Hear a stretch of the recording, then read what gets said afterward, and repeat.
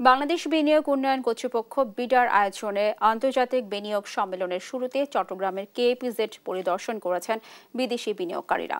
দুটো economic zone ঘুরে বিনিয়োগে আগ্রহ প্রকাশ করেন তারা। সহকর্মী আজিজা হক পায়েলের রিপোর্ট জানাচ্ছেন আব্দুল্লাহ আল মারুফ। বাংলাদেশ বিনিয়োগ উন্নয়ন কর্তৃপক্ষ বিডার আয়োজনে 4 দিনের আন্তর্জাতিক বিনিয়োগ সম্মেলনের শুরুতে চট্টগ্রামের কেইপিজেড পরিদর্শন করেছেন বিদেশি বিনিয়োগকারীরা। এর আগে বাংলাদেশ ইনভেস্টমেন্ট সামিটে অংশ নিতে নেদারল্যান্ডস, দক্ষিণ কোরিয়া, যুক্তরাষ্ট্র সহ 40 দেশের 60 জন বিনিয়োগকারী আসেন বাংলাদেশে।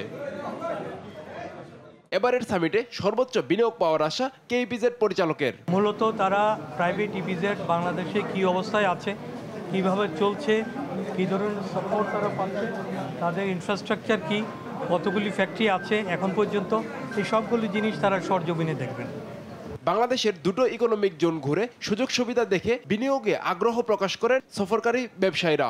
এখানের পরিবেশ অনেক ভালো, কারণ এখানে আমাদের অনেক ক্লিন ওয়াটার অ্যান্ড রেসিডেন্স পেয়েছি, অনেক সুবিধা পেয়েছি।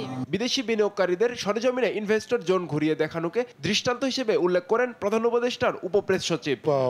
ইকোনমিক জোন পরিদর্শন করার পরে যে বিনিয়োগকারীরা এসেছেন এখানে, ওনারা আসলে একটা ধারণা পেয়েছেন যে বাংলাদেশে কারখানা স্থাপন করতে গেলে তাহলে কোথায় ওনারা কারখানা স্থাপন করবেন এবং সেখানে কি কি সুযোগ সুবিধা আছে। আপনি দেখেছেন যে দুটো ইকোনমিক জোন আছে সেখানে অনেকগুলো ইন্ডাস্ট্রিয়াল প্লট এখনও কিন্তু বরাদ্দ হয়নি, সেগুলোতে নতুন করে কারখানা স্থাপন করার সুযোগ আছে এবং তারা এই কারখানায় যদি সুযোগটা তারা নেন তাহলে তারা কি কি সুযোগ সুবিধা পাবেন বা কিভাবে তারা উৎপাদনে যাবেন সেখানে, সেটা তারা আজকে দেখেছেন। সে বিষয়ে এমন আয়োজনের পর বড় বিদেশি বিনিয়োগের আশা দেখছে ইপিজেড কর্তৃপক্ষ।